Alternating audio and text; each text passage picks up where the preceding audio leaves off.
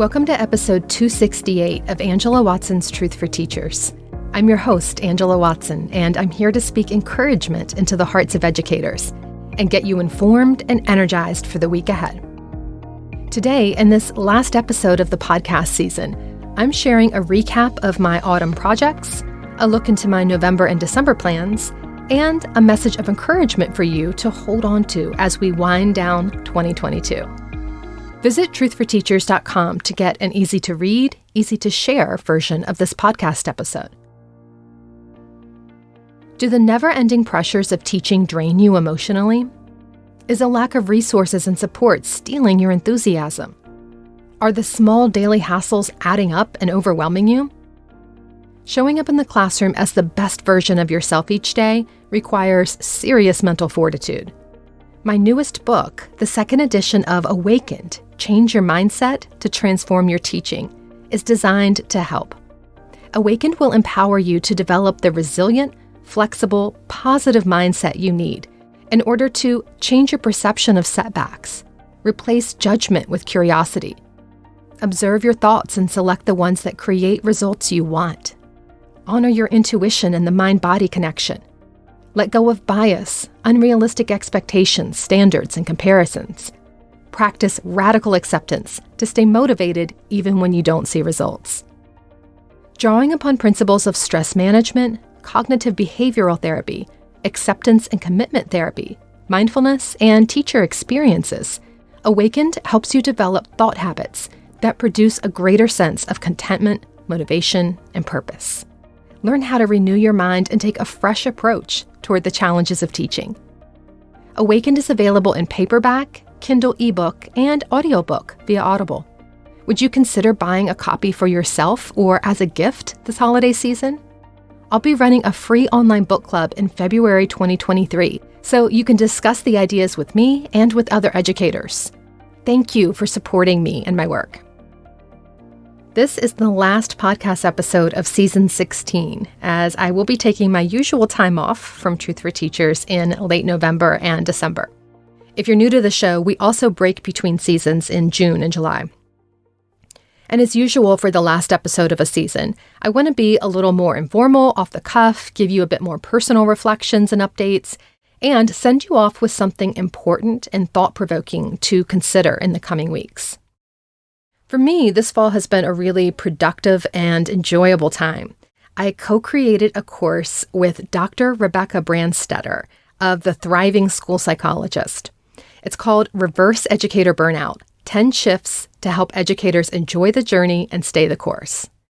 So Rebecca and I have been friends for over 10 years, and one thing that I really love about her is how she incorporates playfulness and fun into everything that she does. I'm a much more serious person, so my brain just doesn't work like that, but she's always figuring out something kind of like quirky and just interesting to add into her work and to her daily life.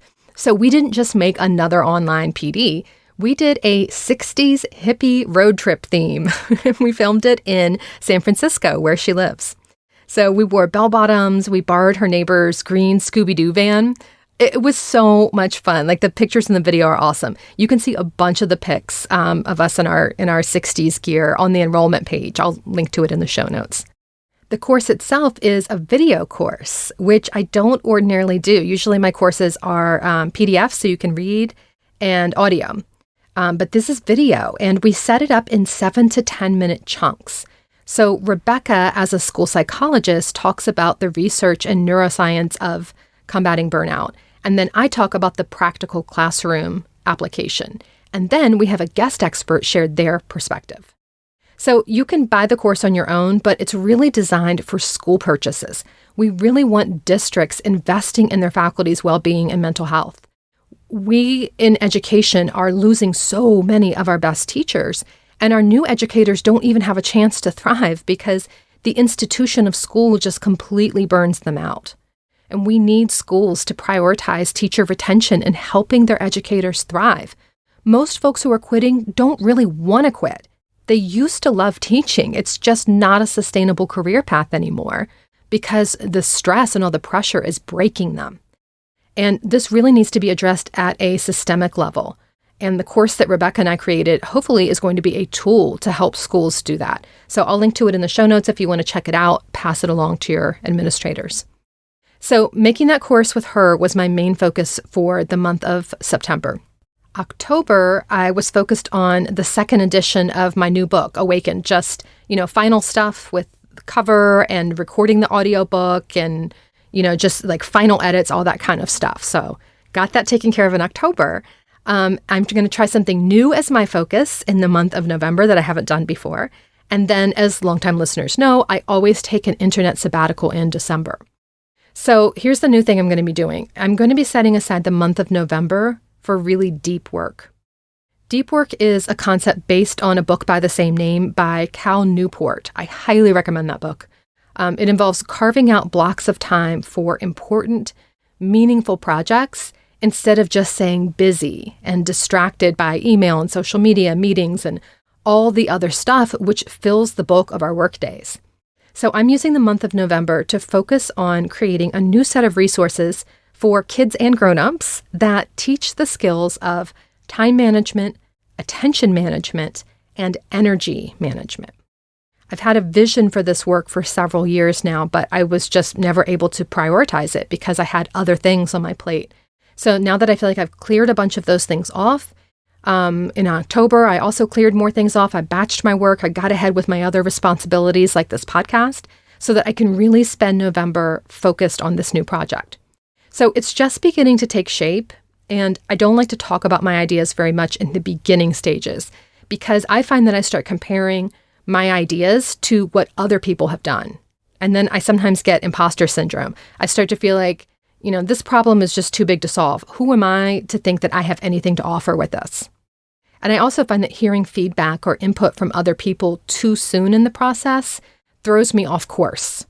I start getting distracted by all the things that I could do or what would be nice to offer, or what this person would like or what that person would like, and then my original vision gets muddied. So early in the creative process, I like to keep my ideas just for myself. I protect them, I nurture them while they're these little fragile seeds, and I don't expose them to the harsh elements until they're stronger and rooted down and firmly planted. Other people's input is super important later in the creative process. It really helps me refine what I have and make it better. But early on, for me, I just like to keep it to myself. I feel like it's a really beautiful stage of the writing and the creative process where I'm not yet thinking about what other people want or need or expect from me, or how to market it, or how to make it relevant, how to make it adaptable for all kinds of folks. I'm just sort of in the phase of like downloading messages, being the conduit for ideas, using the process of writing and brainstorming and list making to find out what I want to say and how I want to convey it. And it's a really magical process, that process of watching a feeling and a spark of inspiration grow into something tangible that I can share with others. It's amazing. To have something that was just like this fuzzy possibility in my mind, and now it's a real thing. And that's the process I'm in right now. It's still just a fuzzy possibility in my mind. So I will share more with you in the new year when I'm further along. And I plan to do this. I don't know yet what the form is, but I do plan to release it in chunks. It's not going to be like one big thing. It's going to be a whole bunch of little things so people can pick and choose from what they want. So November is my deep work month. That's when I'm going to be working on these time, energy, and attention management resources. And then December is my sabbatical month. So 2 years ago, around this time, I was in a serious state of burnout. I was struggling with both depression and anxiety. And in August 2020, I got back on medication for these issues. And I found that helped tremendously with my mood stability and being able to just generally function as an adult, but it didn't help my creative burnout. So in December 2020, I decided to take off the entire month from the internet. No writing new blog posts or articles, no speaking, no podcast episodes, no weekly emails to folks subscribed to my list, no finding resources to share on social media, no posting or interacting on Facebook, Twitter, Instagram, none of it. And I decided this in advance and prepped my team accordingly so that their work schedules were adjusted in ways that also helped them have a break without losing income. So that time off in December 2020 was so vital to my well-being that I knew immediately it was going to become an annual tradition. My December sabbatical in 2021 was even more fruitful because I entered into that one as a preventative measure. I went into sabbatical before hitting that state of total burnout. So it was just awesome, and I can't wait to see what happens this year.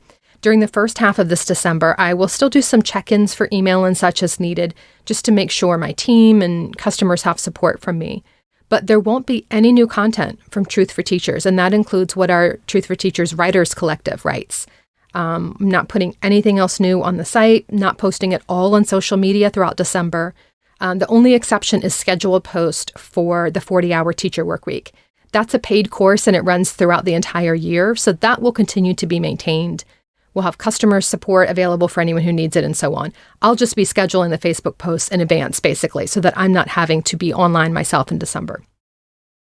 And this choice to stop sharing content for the entire month, I could just schedule ahead. That's what a lot of folks do, right? Like if you you run an online business or you have a side hustle or you have something that you're marketing or promoting, you schedule stuff out. And I have intentionally not done that. I'm intentionally, breaking the algorithms and killing my social media reach and dropping the podcast listens and everything, because I really want to lead by example. I want to model what it looks like to give oneself permission to stop giving, creating, sharing, helping, supporting others just for a while in order to center your own needs.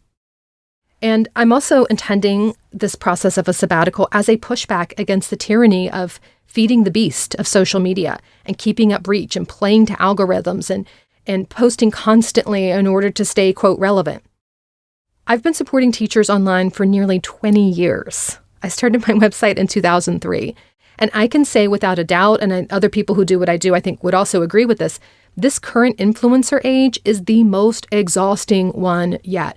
We went from just needing text to needing photos to now you need videos and reels, and you have to be like constantly engaging and, paying if you want to tell anyone about your resources. It's exhausting. And I refuse to play the game. I will not live my life constantly on my phone just to keep my reach up and make Instagram happy. I'm not doing it. I'm going to show up online in a way that feels meaningful and sustainable and authentic to me.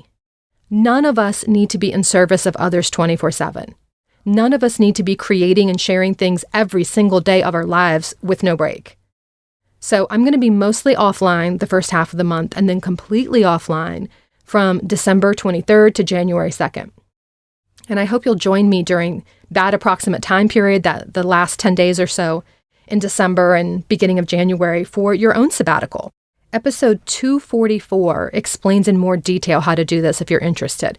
Check out episode 244 for detailed information. But the big idea here is that you're taking those 10 days, more or less, depending on your preferences and your exact days off from school, for a sabbatical from doing schoolwork or even thinking about school. Yours might also include time offline, or you may want to be online. A lot of teachers are like, I don't ever get to spend time connecting with people on the internet other than during my break, so I want to be online. It's really up to you to decide what it is you need a break from. But my guess is at least part of it is work, schoolwork, thinking about schoolwork. So in episode 244, I talk about how a sabbatical doesn't need to be this perfectly restful, meditative experience. It can be, doesn't have to be. Mostly, though, it's an opportunity to be fully present in whatever you have planned at the end of December without having that weight of work responsibilities pulling you away. During your sabbatical, you don't have to do anything. You don't have to have an agenda or a list of things that you want to accomplish or experience. You could try making a list of things that you'd like to do. Maybe there's a certain movie you've been wanting to stream. Maybe you want to hike a certain trail. Maybe there's a certain dessert that you want to bake. You can make a list of those kinds of experiences and then see how that feels to have that list.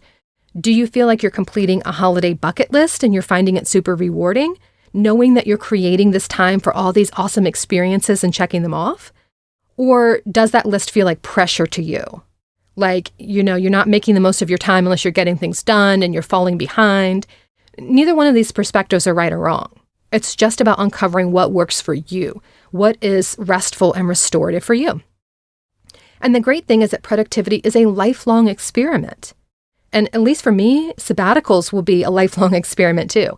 Every December, I hope to understand more about my own needs for thriving and go deeper into the sabbatical practice as I uncover what works for me. So think of this December as an intentional holiday sabbatical experiment. Try out an approach or two. If you did this with me last year, maybe you can extend on it, try something a little different. You may even find that you develop practices that you can repeat on shorter breaks and long weekends, even on regular weekends and weeknights. I've heard from some teachers who said they create mini sabbaticals for themselves now in December and then also another one in summer. I know people now who are doing this on a monthly basis. It's one weekend a month. So just experiment, see what you get out of it, and just avoid anticipating that your sabbatical will be blissful. And recognize that you may not return to work feeling 100% restored and energetic. It may not be enough. If you've been under a lot of stress and a lot of pressure, it's not a magical fix-all. But I encourage you really to trust the process. Trust that your body and your mind are benefiting so much from not solving work-related problems or making work-related decisions for nearly 10 entire days. Trust that you're opening up new possibilities for your energy levels and thought processes. You might not see them immediately, but it will become more apparent as you ease back into work. Trust that you're gaining new and valuable insights about your needs and preferences, and that will enable you to ensure that your needs are met all throughout the school year. My hope is that this intentional time to rest from everything school-related will help us all return in January feeling re-inspired and deeply grounded in our personal purposes and mission. I want each of us to be the strongest, healthiest versions of ourselves. That's mentally, physically, emotionally, and spiritually. So I hope you'll try a sabbatical with me this December. EP 244 will tell you more. I will be back in January with my next message for you. And lots of new articles, resources, podcast episodes, great stuff is coming in 2023. I want to send you off with an inspirational message from my book, Awaken, to change your mindset, to transform your teaching. I'm so excited that this book is done. I have been working on this for so long, and it's finally ready. Awakened is a tool to help you develop the resilient, flexible, positive mindset that you need in order to keep doing the job you love and do it well. I'm going to be running a free online book club in February 2023. So at that time, you can discuss the ideas with other educators and with me. So if you would consider reading it and gifting it to educator friends this holiday season, we can talk about it together afterward in February. I really appreciate you supporting my work by purchasing it and by recommending it. And even if you can't or don't want to do those things at this moment, I still want to leave you with this message from Awaken. So even if you're not able to read the book, I want you to hear me on what I say next. I hope that this will help carry you through the next few weeks and give you something to meditate on over your holiday breaks and really set the tone for your new year coming up. And it's this message. When you feel like giving up because the issues seem too big to solve, remind yourself of how much you've already overcome. You've already survived childhood and everything you experienced during that. You survived your teenage years and every experience you had then. You survived every friendship, partnership, and relationship you've had. You survived the first day of school as a brand new teacher. You survived a pandemic. And now you're in this place in your life. Maybe not where you wanted or hoped to be, but look at all that you've overcome. Notice every single accomplishment that seems minor to you, but is actually something that has shaped you into the person you are today. Recognize every hardship that could have ended in a much darker scenario. You are still here. Find the peace that comes from knowing how much you have adapted to in the past, and how many lessons you've learned about what not to do and how not to live. Think about all the ways you've diverted from the path of negative influences in your life and chosen better, even when it was hard. Your past resiliency is proof that you are a survivor, that you can keep pressing forward. You've already adapted to circumstances you never could have imagined for yourself. Practice radical acceptance. This is the life you've lived. This is the person you are. You've already done amazing things and grown into an amazing human being. You are becoming wiser with each passing year. You're unlearning old patterns, growing as a person and as an educator. You've already done so much. You can do this too. I'll be back in January with you, friends, wishing you a much-needed time of rest and a wonderful new year.